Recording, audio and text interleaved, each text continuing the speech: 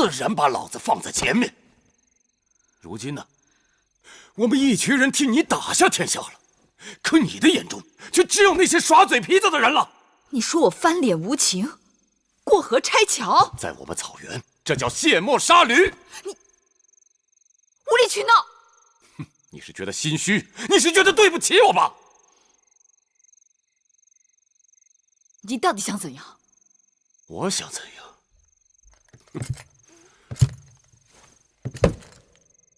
自打我出了娘胎，我想怎样就怎样。大秦天下，哪怕是大王，也不能想怎样就怎样。你管得了大秦，管不了我翟里。如今你是大秦臣子，万事要有规矩。臣子？我不是你男人吗？好，我不做了。不做什么？臣子还是男人？老子什么都不做了。义渠君，翟里，回来！你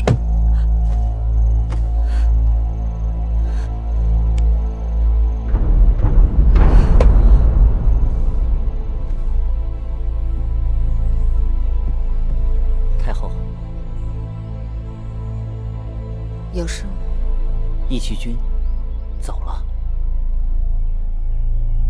他去哪儿了？一早有人来禀报，说他带着几个心腹之人离开营地，回老营了。他果真说得出，做得出。太后，按照您和大王的旨意，我和雍瑞等人草拟了在大秦境内逐渐废分封、推行县郡制的政令，由朝廷任命郡守。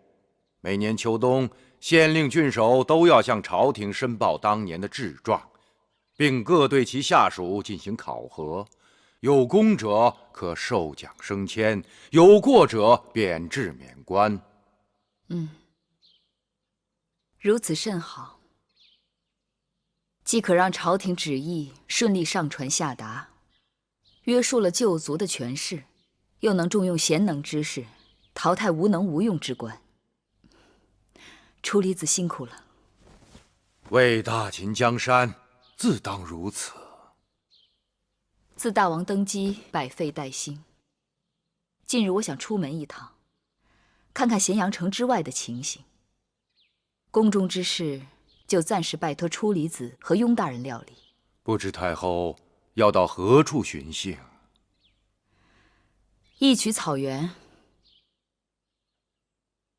义渠国归降大秦最晚，推行县郡制最迟，想必挚爱重重。我想亲自前往，也算是安抚地方官员百姓。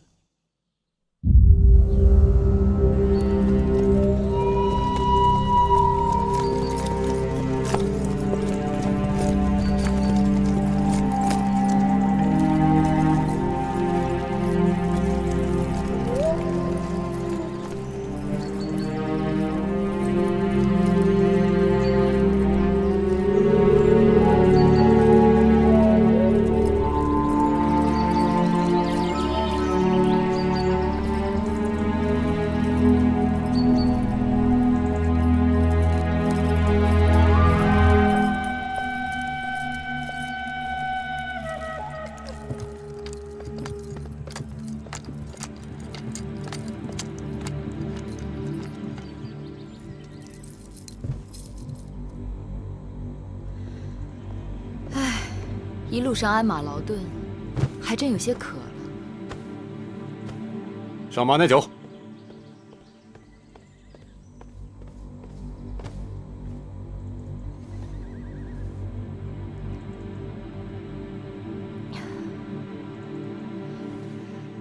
义渠君过去总念叨，说草原上的马奶子酒好。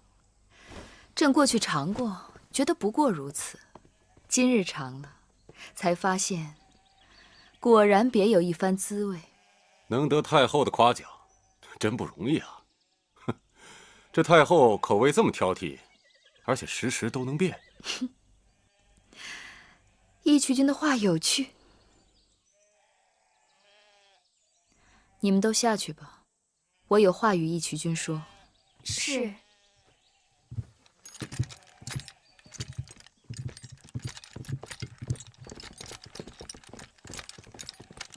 虎卫将军，我没事了，下去吧。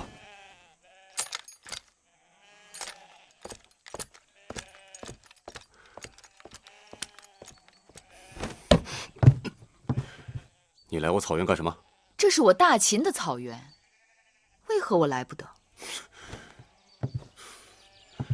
你在咸阳做你的太后啊，我在我草原做我的义渠君，咱们江水不犯河水。那不行。为什么不行？你是我大秦受封的臣子，受我大秦管辖，何况你还欠了债。我是来向你讨债的。胡说！我欠债？我自归降于秦国，我从来就没欠过债。我义渠次次那都是按时足量上交朝贡的。你想赖？你欠我的情债呢？明明是你心里装着别人。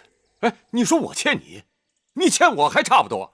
哎，真是个不明事理的野马驹。我这里已经装得满满的，哪还装得下别人？装得满满的？哼，你装的什么满满的？一个小小的孩儿。小孩儿？哪来的小孩儿？自然是你给我的。啊？我有身孕了，千里迢迢来寻孩儿的父亲。哎，这孩儿真是可怜。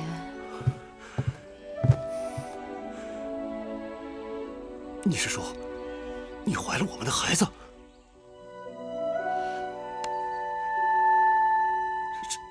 是我的？除了你，还能是谁的？太好了，我有孩儿了！我有孩儿了！我义渠有继承人了！一个要做父亲的人，动不动就野马无缰，疯疯癫癫，说走就走，将妻儿弃之不顾。都是翟离的错，都是翟离的错。按大秦律法，该如何罚你？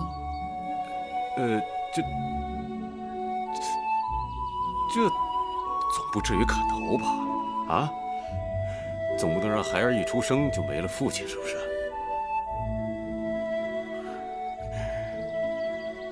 哎，不对啊。那照这么说，哎，他黄歇也该罚呀。为什么？切，他竟敢胆大包天叫你月儿，月儿是他能叫的吗？你放心，我与他虽有情谊，但清白如水。而且我与他之间的情谊，并不是你想的那样。并不是我想的那样，男女之情不是这样，那还能是那样？你不明白。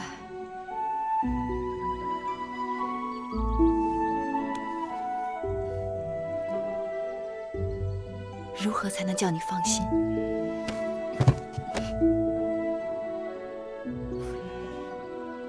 你若真想让我放心，那就跟我做一件事。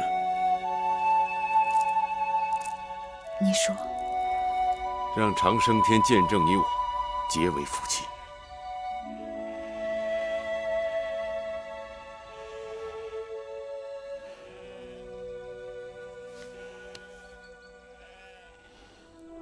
我愿意。你愿意？你真的愿意？我愿意。怎么样？怎么样？啊？可惜呀，老吴死了。他要是能活着看到这一幕啊，还不知道会哭成什么样。老吴为何不看好我们的姻缘？他呀，老糊涂了。咱们这明明是桩喜事，他非说是祸事，你说是不是老糊涂了？啊？他真的是这么说的。别听他的。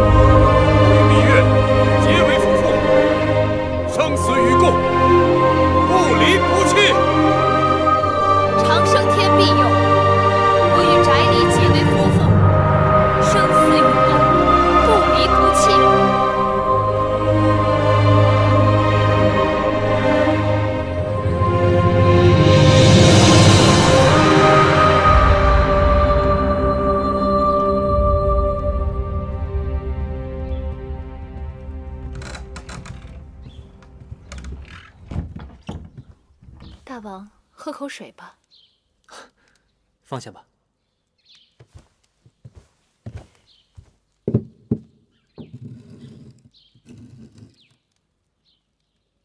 母后从义渠草原回来了。果然知道，已经回来好几日了。大王是否听说了什么？什么？你说话呀！母后。母后怎么了？母后怀孕了。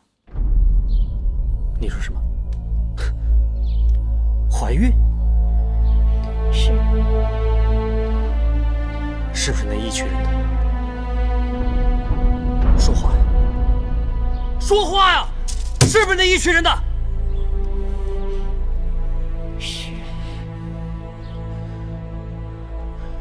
岂有此理！岂有此理！果然这就去找母后。大王，大王，去不得！大王，你让开！大王去不得！听说几年前母后就因为误伤义渠君的事罚过大王。那又怎么样？果然总不能眼睁睁看着母后她跟那个戎地男人生下孩子吧？让开！大王去不得！大王，这种事大王您不能出面。再怎么说她也是您的娘亲母后啊，父为子隐，子为父隐，职在其中。您跟我说过母后的一生不易，你若是为她着想，就暂且忍一忍，切莫伤了母子之情啊。可这问题是大秦江山的社稷，我不出面，照样会有人出面。我一个人挡不住众口铄金、朝堂废议。那就让别人出面。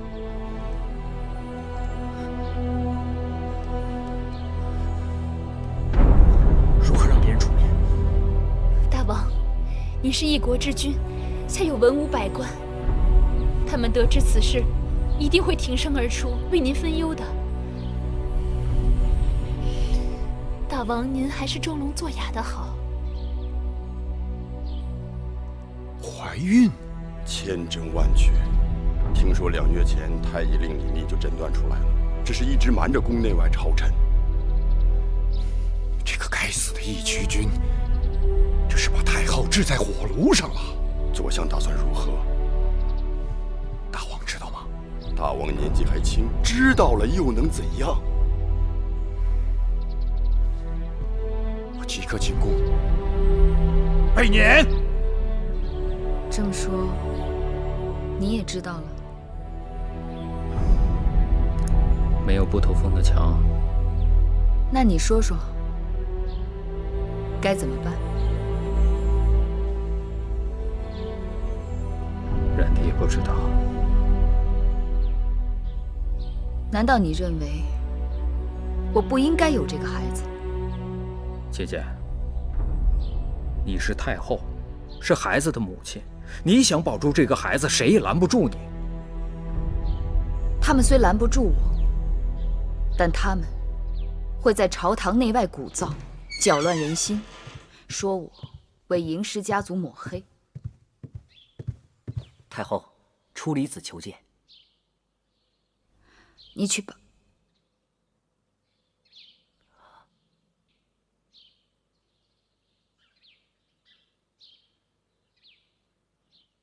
你去告诉出离子，说我身体有恙，3日后朝堂上见。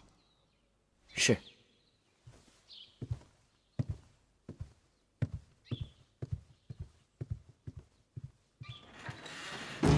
冉帝，你去帮我把雍大人请来。大人请回报。太后说，3日后朝堂再见。3日后，到时候恐怕什么都晚了。如今此事已经闹得满城风雨，如果处理不妥，3日后大吵，恐怕群臣会把宣誓殿给掀翻的。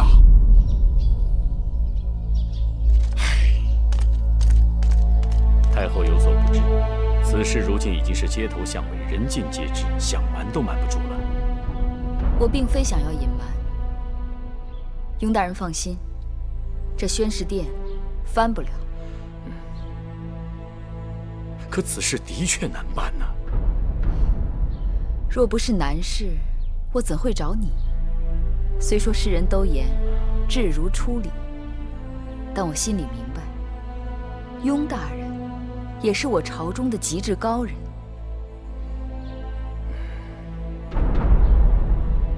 可惜张子不在，处理这等事宜，需张子那样的极致辩才才行。张子虽不在了，但还有你雍大人呢。放眼看去，满朝文武唯一可以放心托付的人，那就是你了。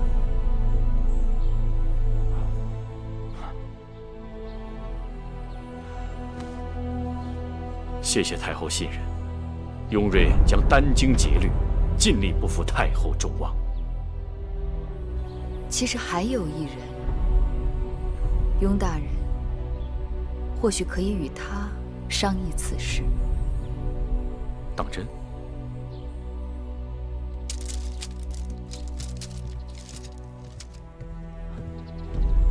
大人，黄公子到了。哦，快请。是。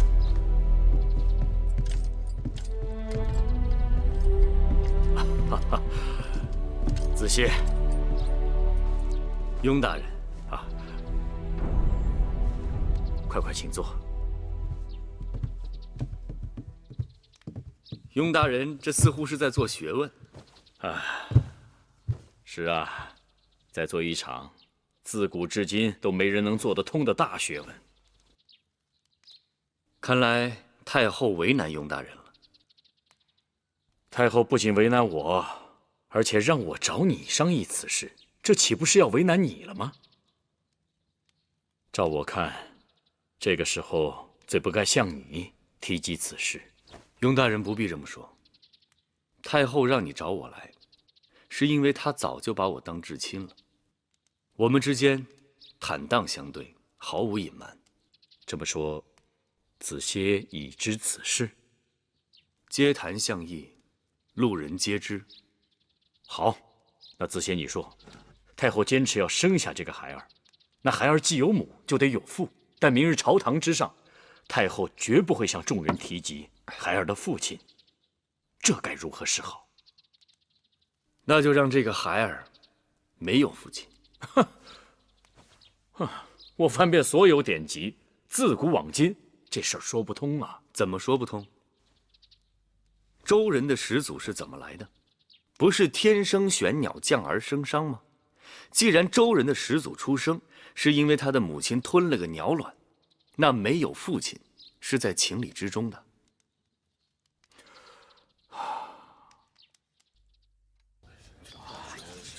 赵大夫，那事儿听说了？轻声，切莫张扬。哼，你还想为他遮丑？出了这事，谁人不知啊？哎，丢人呐！出了这种事儿，让我们怎么面对祖母？哎，怎么面对大秦的列祖列宗啊？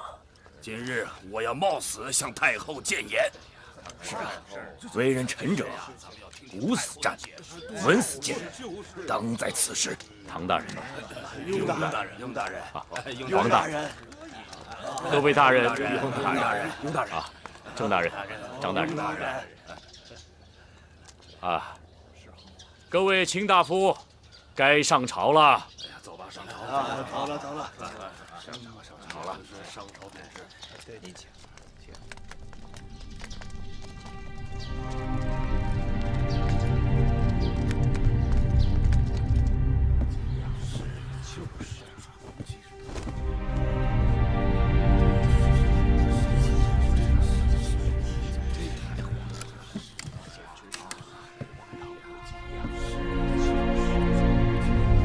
太后大王到。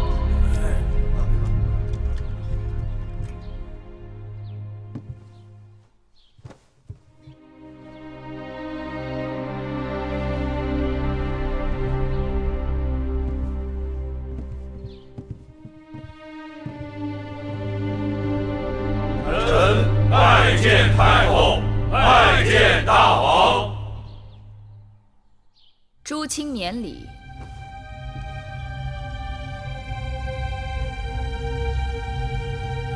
听说今日上朝之前很是热闹，诸位卿大夫似乎都在议论纷纷。可否告诉朕，你们都说了些什么？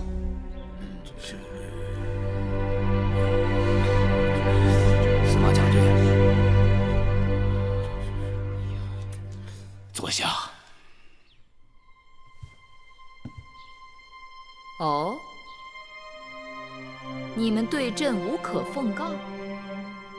那朕倒是有件重要的事，要告诉诸位卿大夫。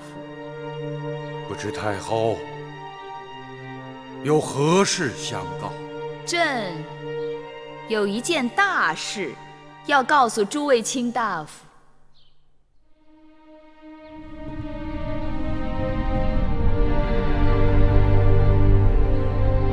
朕有喜了！哎呦，这种事情简直太荒谬了！这怎么可能啊？怎么会有这样的事？这种道理啊，你说是感恩太后，这喜从何来呀？朕是大秦太后，怀的自然是嬴氏之后啊。太后此言实在是荒唐啊！难道先王去世数年还能够？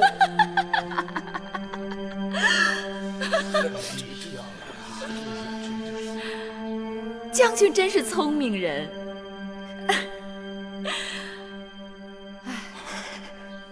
朕数月前曾梦见先王，先王伤感，嬴氏子孙人丁单薄，大王孤单，缺少臂膀，故与朕入梦，孕育子嗣。这说不通啊！这怎么可能呢？简直是无稽之谈呐！太荒唐了！就是荒唐。诸卿不为先王贺，也不为朕贺吗？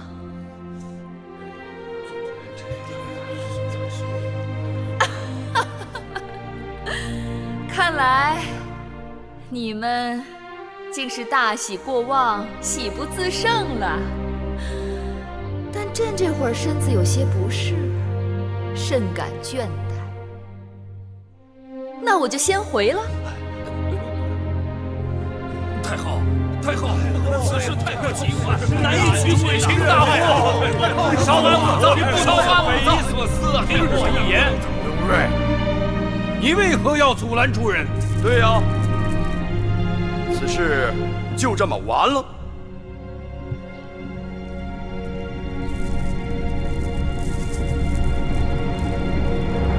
诸位追上去，又能做什么？你说呢？诸位争执半天，无非想要太后给一个交代。如今太后已经给出了交代，诸位还不满意吗？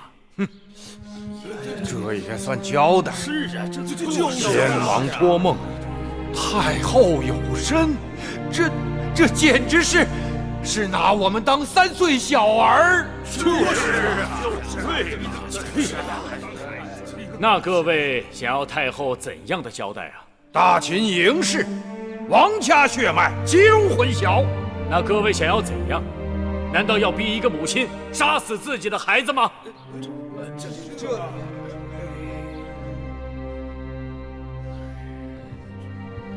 你等谁敢？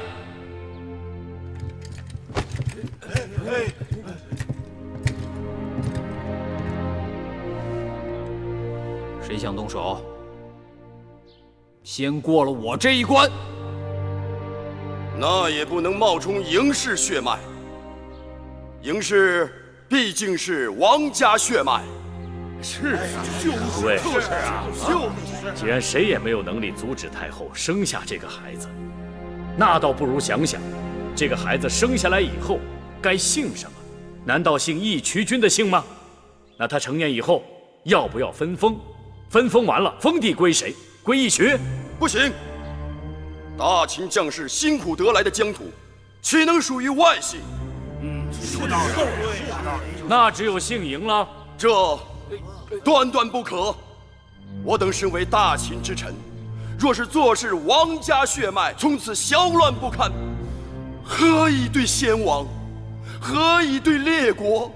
何以对后人？列国，列国早有此先例。胡说！哪来的先例？诸位，这是什么？这是大秦的图腾——玄鸟。天生玄鸟，降而生商。周人始祖的母亲简狄吞玄鸟之卵，而生下周人始祖契。敢问，契之父在哪里？秦人始祖的母亲姜原采巨人足迹，而生下秦人始祖契。请问，契之父又是谁？那只是古时传说，何以能用之今世？好，始祖们太远，那就说说今人。当今列国最强者齐国，齐国当中，国力与疆土能与我大秦相匹配的，除了楚国，还有齐国，对否？雍大人，我知道了，你别说了。楚离子，今日必须把话说开了。你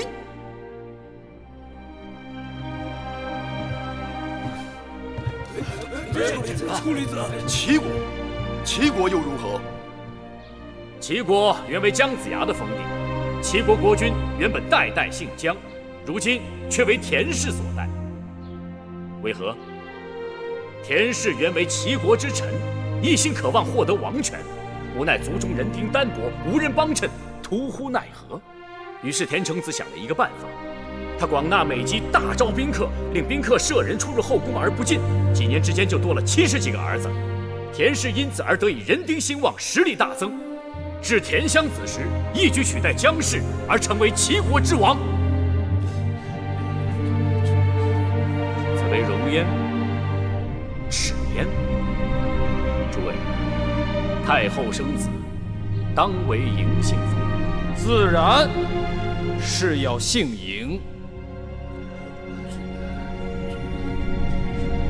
看来也只能如此。儿臣恳请母后收回成命。为什么？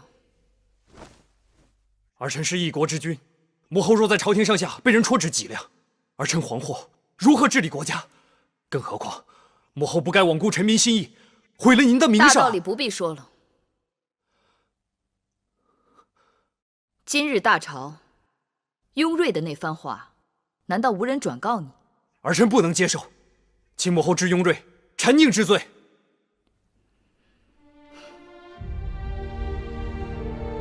继儿，当初母亲怀上你的时候，也是受尽了千辛万苦。有人不想让你出事，用了种种手段来算计你的性命。可我终究还是把你保了下来，因为你是我的孩儿，我的骨肉。我就算自己不活，也要保你平安。当日我身处卑微，尚能保住我的孩儿。如今，谁还能再迫使我杀死自己的骨肉？母后，当初与眼下不同，有何不同？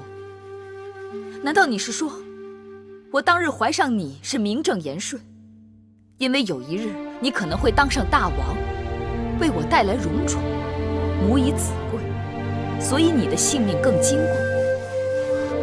而这孩子有可能会为我带来谤言，会让人对你视皮论骨，我就该轻贱他，杀了他。继儿，对母亲来说，我腹中的孩儿同你没有差别。你只想讨好那些装腔作势的人，对这孩儿竟然没有一丝的怜惜。别忘了，他是你的兄弟姐妹。儿臣是嬴氏子孙，儿臣自有兄弟。是啊，你的嬴氏兄弟们有多少都想要你的性命，要你的脑袋。你宁可要那样的兄弟，也不肯留下母亲腹中的兄弟。母后，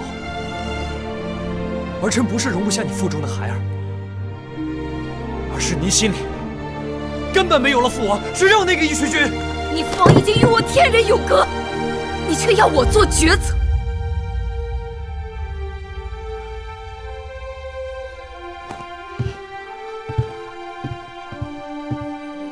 那好，我问你，你执意想认的兄弟们，如今大都被葬在城外的墓地里，而我腹中你的兄弟，却可以和你绕于膝下，做嬴驷的儿子。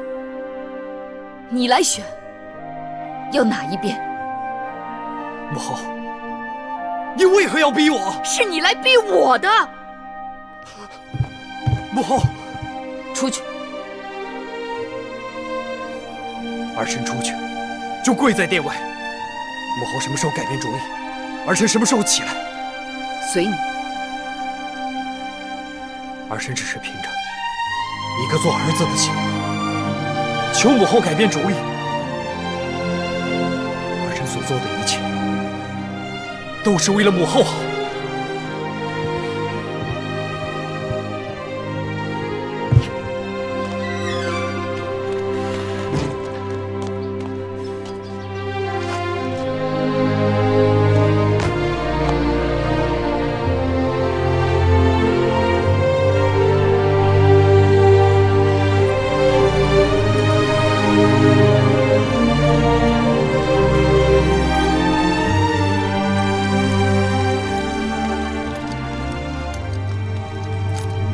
大王，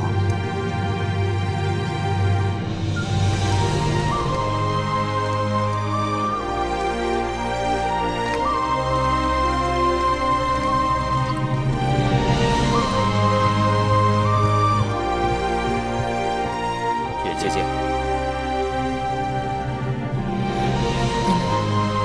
快赐座。姐姐，我们刚才看见大王跪在殿外。他想跪，由他去。这也难怪大王，他毕竟年少气盛，遇事不知道进退。难道姐姐就没有别的法子处置眼下的麻烦？荣兄这是何意？既然姐姐已有身孕，就该力保母子平安。更何况妇人堕胎那是性命交关的事情。我怎能不替姐姐打算？但就算要生下这个孩子，我们也可以暗中安顿，过后他人又敢说些什么？如今此事已被人四处张扬，让大王颜面无存，让我们不好收场。这倒也是，这些本是内宫事宜，究竟是谁把他传得沸沸扬扬的？我虽已在宣示殿执掌权力，但不甘心情愿臣服的人依然众多，只是无可奈何。宣扬此事，拿他大做文章胁迫于我，挑动继儿与我母子不和的依然大有人在。荣弟，你的谏言并非不可，但却不能用在这个时候，更不能用在我身上。臣弟不明白姐姐的意思。言论汹汹，无非是逼我让步。我平定诸公子之乱，推行商君之政，剥夺了他们诸多旧有权势。如今他们只能示弱，我若退一尺，他们就要进一丈。我若堕胎，接下来我与义渠君之事亦成了罪过。世人做事心中有愧，偷偷摸摸。我若生下这孩儿，暗中抚养安置，那就永远成了对手的利器和束缚我的桎梏。此言有理，是臣弟思虑不周了。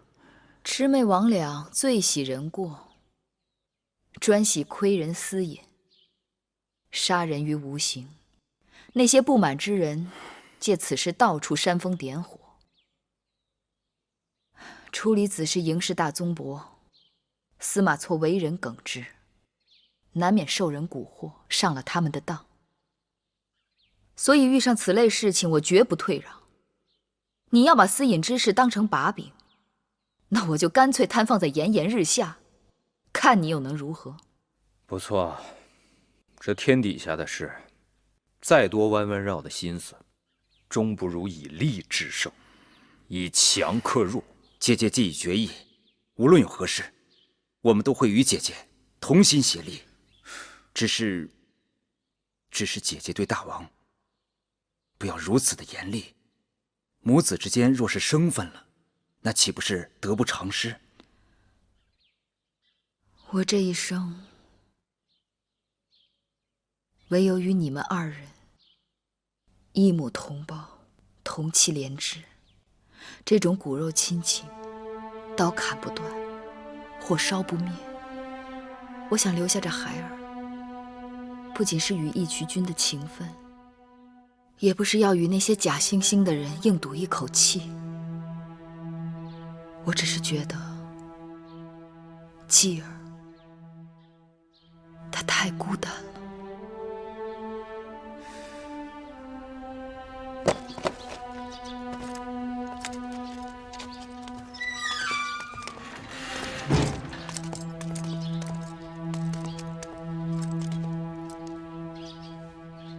荣兄先回吧。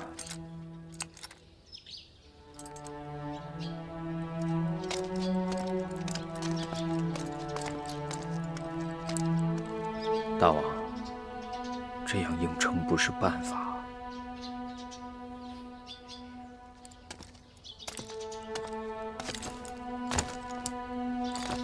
舅舅，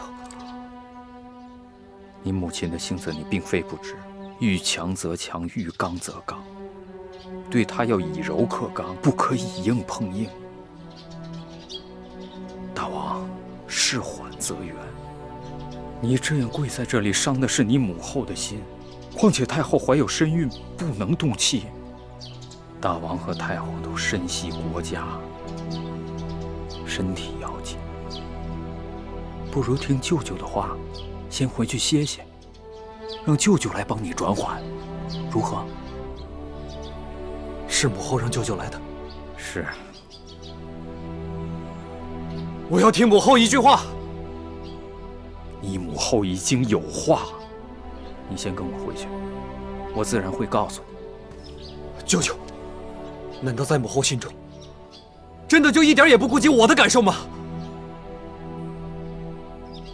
你母后心里若没有你，又怎么会让我来劝你？大王，各让一步吧。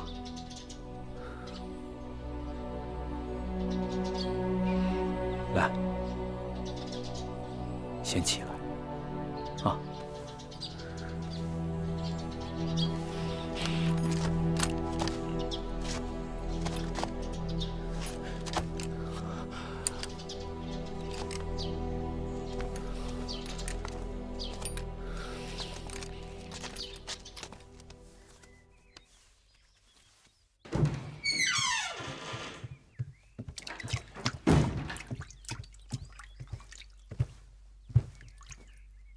王后，我来吧。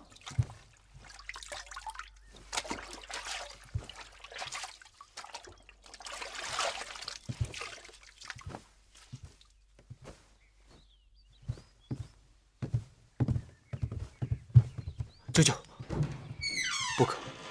既然我是你舅舅，有何不可？会有一点疼。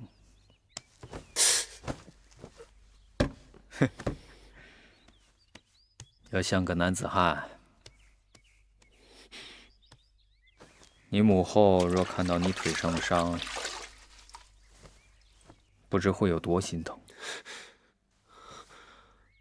母后如今心里哪还有我呀？你已成人，要多体谅你母后。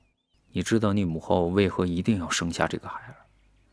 她说，她只有大王这一个孩儿，怕大王在这世上太过孤单，所以一心想要给你一个异母同胞的兄弟，好让你们相互扶持、相互照应。荒唐！舅舅，你真的相信这些话吗？我信啊。他若说出其他理由，纵有100个，我也会驳了他。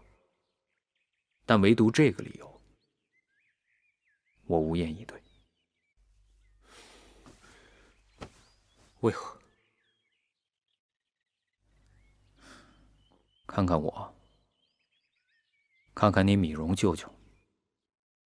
我与他虽然不是同父所生，但你母后不管走到哪儿，有多苦有多难，从未放弃过我们。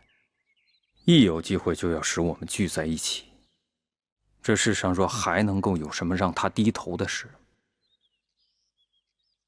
就一定与我们有关。母后他这是姐弟情深。你母后常说，先民之初，人只知有母，不知有父，便无手足相残之事；待之有父，便有手足相残。兄弟同胞，从母是天性，从父只是利益罢了。眼下之事，他之所以如此固执，不过就是想要给你留下一个骨肉至亲。继儿，你怎么还不明白你母后的一片苦心呢？舅舅，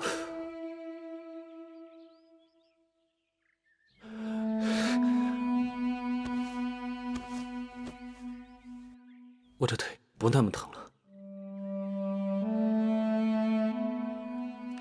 新鲜的青菜，新鲜的青菜，看一看了。大监，黄公子，太后在里边等你呢。好。泥人儿，看看泥人啊！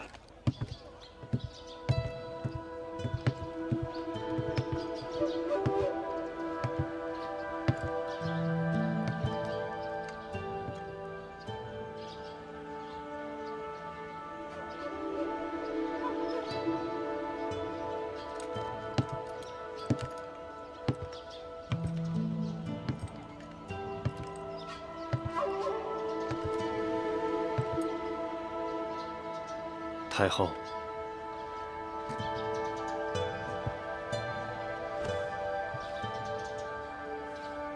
你我之间何必客套？那好，那我就仍称你为月儿。自从先惠文王过世，四方馆就被荒废了。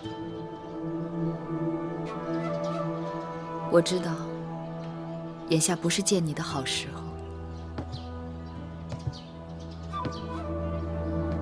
月儿要见我，我是一定会来的。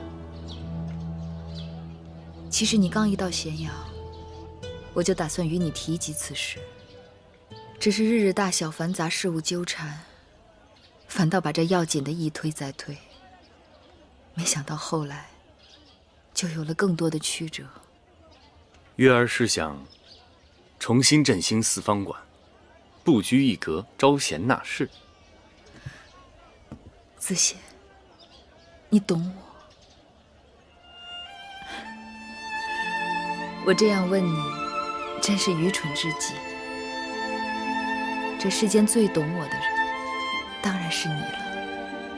月儿重振四方馆，便能重振大秦。得人才者得天下，这是治国之治理。只是你要与我商讨此事，召我进宫便是。你如今有身孕，最劳累不得，怎可亲临四方馆，车马劳顿？你还是事事把我放在前头。宫里满耳都是老鸭聒噪嘈杂，到这里来，这心反倒可以静下来许多。老鸭日暮聒噪，不去理睬它，自然会散去。别人倒还好，可是继儿本应当与我母子连心，连他也容不下我腹中的孩儿，真叫我心痛。正因为继儿和你母子情深，恐怕他在意的不是别的，而是怕别人夺走了他在你心里的分量。可继儿已经大婚，就算依恋我，也不该如此不通情理。大王宅心仁厚，但无论是谁，面对横刀夺爱，都不愿意听所谓情理二字。记得当日在燕国，雍瑞迎你回秦，我怎不知你对大秦社稷意义之重大？而我偏要百般贬义毁谤，希望阻止你回秦，因为我深知江山让人不堪重负，我怕因此断了你我的缘分。子信，去吧，去看看大王。他此刻需要的不是别的，而是你的舐犊之情。那这四方馆招贤之士，如果你信得过我，就让黄歇来打理吧。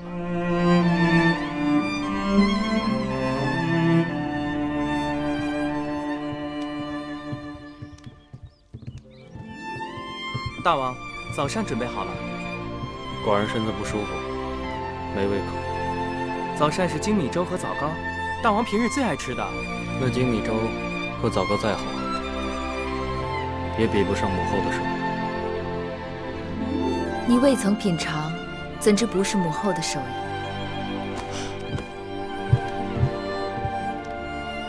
母后，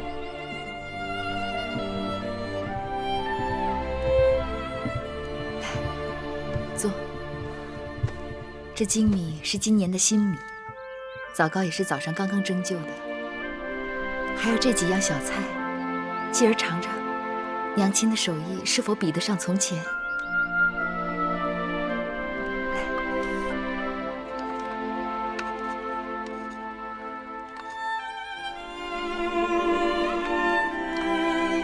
继儿，尝尝吧。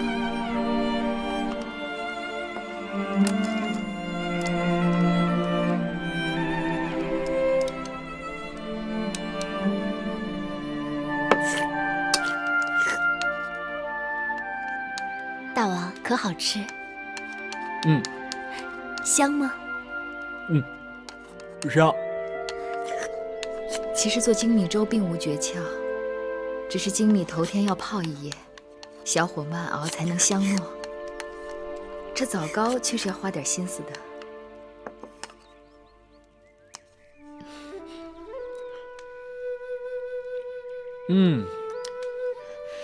红枣用清水浸软后去核，加入桂花少许煮片刻，晾凉后再加入蜜糖水和那麦粉，慢慢搅拌均匀，然后将姜倒入蒸盘中，隔水，大约要蒸1个时辰。这么繁琐，母后您这是何苦啊？因为是做给继儿吃的，娘亲做给孩儿吃，做的时候高兴，见孩儿吃的时候更高兴。我5岁便与娘亲分开，刚满7岁，娘亲便过世了。我每每见到别的孩儿有娘亲疼爱，这胸口总是会酸酸的痛。决意有一日，若自己有了孩儿，定要对他千般万般的好，即便缺衣少食，也不能缺了娘亲的怜爱。娘亲知道继儿素来爱吃什么，我将教会米瑶给你做精米粥和那枣糕。就算有一日娘亲不在了，继儿也能有人照料，有人心疼。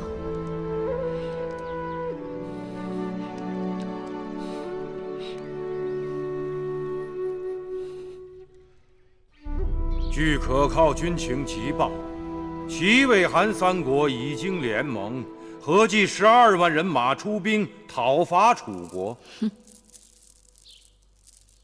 他们果然动手了。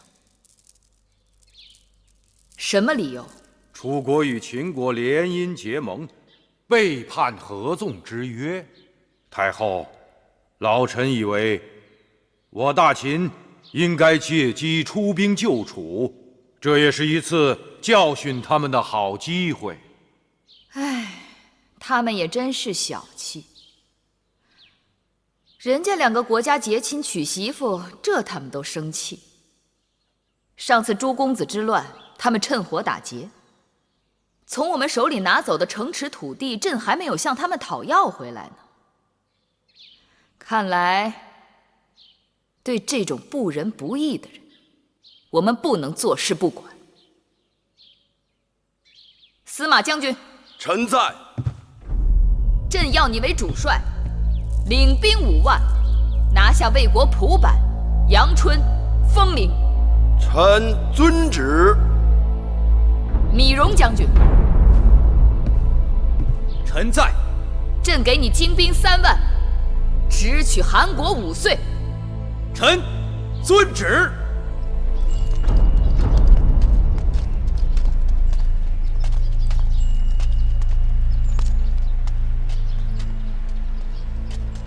楚离子，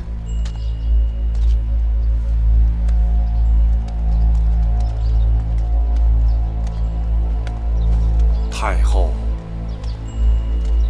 朕听说你得了脚疾，怎不找太医令给你好好诊治一下？太后，臣老了，到了病找人的时候了。今日医好脚疾，明日又是头疾，不医也罢。楚离子聪明过人，怎会如此讳疾忌医？木心，小的在。你去一趟太医院，让太医令李密午后去一趟左相府。是，太后。在你的脚疾未医好之前，朕赐你软轿进殿，上朝理政。太后，僭越进殿，僭越了，万万不可，万万不可呀！有何僭越？若软轿能顶替王叔的腿脚，那是物尽其用。老夫不爱，倒是太后，太后您多注意身子。我还好，倒是出离子，自从那次雍瑞在大殿里提出“天生玄鸟，降而生商”之后，出离子来宫里议政的次数少了许多。老夫除了脚疾不便，还要操持一些宗室事务。出离子是大宗伯，自然事务繁忙。可王叔不仅该关照宗室里的孩儿们是否姓嬴，更该关照他们的心是否也姓嬴。是，太后说的对。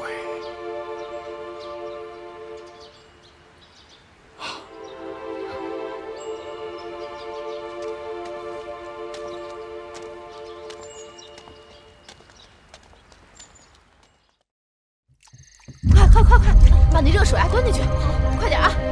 手脚都麻利点，快！哎，快点，手脚麻利点啊！热水，快进去，快点啊！这边，拿起来点，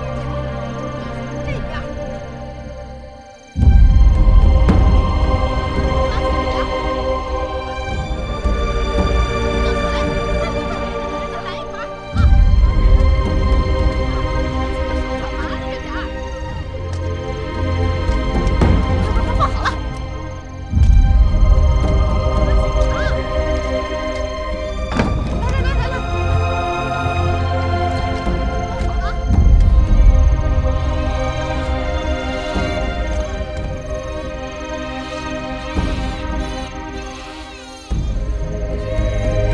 回宫。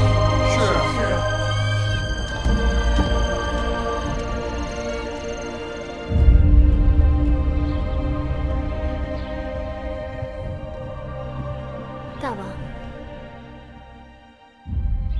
你知道吗？生的是一个男孩。恭喜大王添了一位弟弟。是，我有了一个弟弟。王后，妾身在。你带寡人去看看。是。王弟睡得好香。臣妾替大王过来，大王也替母后高兴。他说让母后安心养好身体，不要牵挂朝政。继儿大婚后，的确懂事很多。瑶儿，你功不可没。母后谬赞。这是宫里新制的玉席，酷暑难耐，继儿怕热，你让她晚上睡这个。臣妾替大王谢过母后。去吧。是。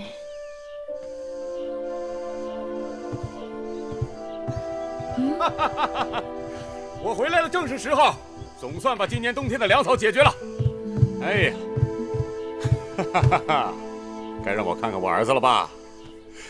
哎呀，哇，这么小，来来来，让我抱让我抱。哎呦哎呦哎呦！你看，我们一看就是父子。谁说的？这孩子的额头长得像你，眼睛却像我。像你一样俊俏。小公子怕是饿了，抱下去喂喂他吧。是。把孩子给我吧。高兴吗？高兴。因为孩子？因为想到孩子的将来一定比我更有福。哎呀，这世上谁人能比你更有福啊？啊？他们一定比我有福。待他们长大，大秦强盛，百姓富足，他们兄弟和睦相处，岂不比我更有福？他是我的儿子，我要带他回草原，我要教他骑马、牧羊、狩猎、征战。哈哈哈哈！我们一曲啊，又多了一位勇士。你要带他回草原？当然，他是未来的草原之王，他要继承我的财产和权利，自然要回到他自己的土地上去。跟我一起回草原吧。那你说说，你要我跟你回草原做什么呢？男人外出，女人管家。这话不错，在哪儿都是男人外出，女人管家。可秦国是个大家，一曲草原相比，只是个小家。你让我扔下一个大家去管个小家，这总是不妥吧？或许你想说，我天资鲁钝，只可管理小家，没有管理大家的才能，还是你认定秦国这个大家与我们儿子无关？怎能无关？你是我的女人，是大秦的太后，大秦天下是你的，也是我的。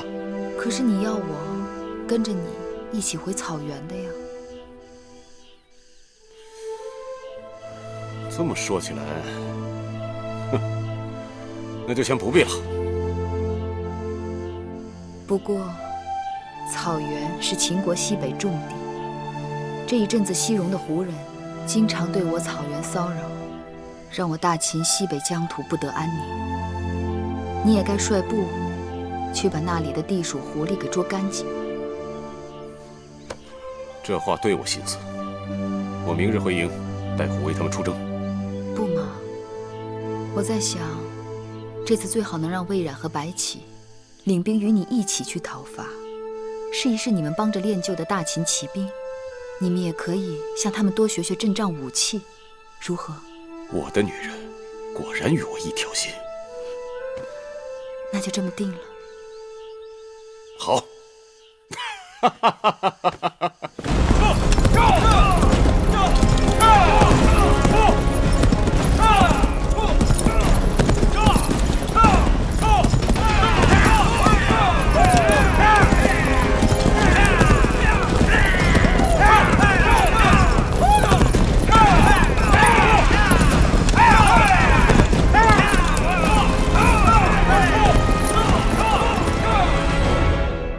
母后，寡人昨日去北郊军营验兵，真是阵马锋强，锐不可当啊！是啊，时经2年，大秦铁骑终于成军了。年前，司马将军攻取魏国蒲坂、晋阳、丰陵等城池，米荣将军夺取了韩国5岁，年后，义渠君又带着白起、魏冉荡平了西戎，而后挥师北上，从赵国手中夺回了我们的榆林之地。太后可喜可贺呀！自此以后，我秦军当横扫天下，威震中原。只是下一步，大秦该剑指何处？楚国。当初楚国趁我大秦内乱，拿走了我上庸之地，眼下是拿回来的时候了。母后说的在理，我们替楚国解了齐、魏、韩三国联合讨伐之围，楚王早就应该把上庸作为酬谢还给我们了。除此之外，从长远看，我们要一统天下的症结就在楚国。为何是楚国？楚国几代贤明君主开疆拓土，得国土5000里，几乎是列国的总和。气候温和，百姓富庶，带甲100万，车千乘，骑万匹。大王，得楚地者，得天下。既然楚国地大物博，恐怕暂时秦国还不是楚国的对手。现今楚王昏聩，重用佞臣，逐客以资敌国，自内需而数怨于诸侯。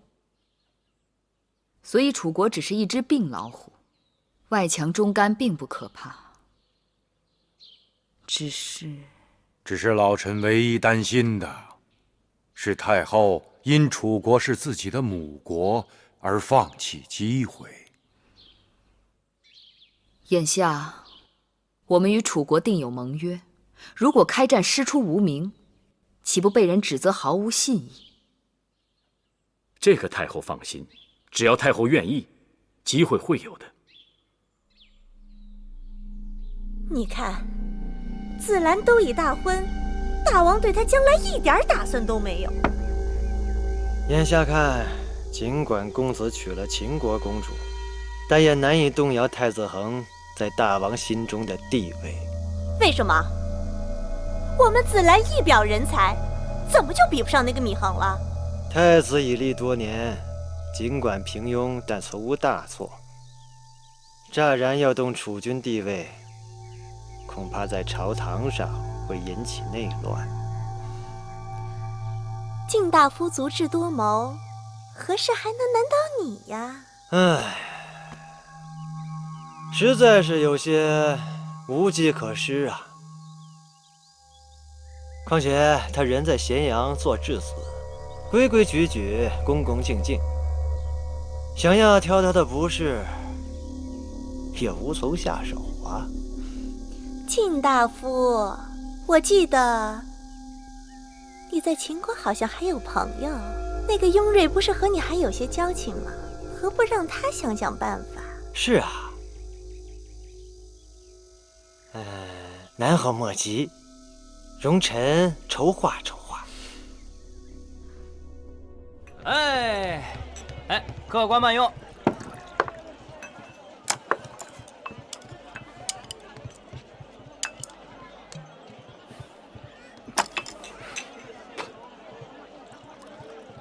太子，听说对面那家鸭子炖的不错。我不是跟你说过吗？在外面不要叫我太子。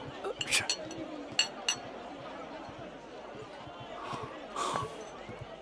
去吧。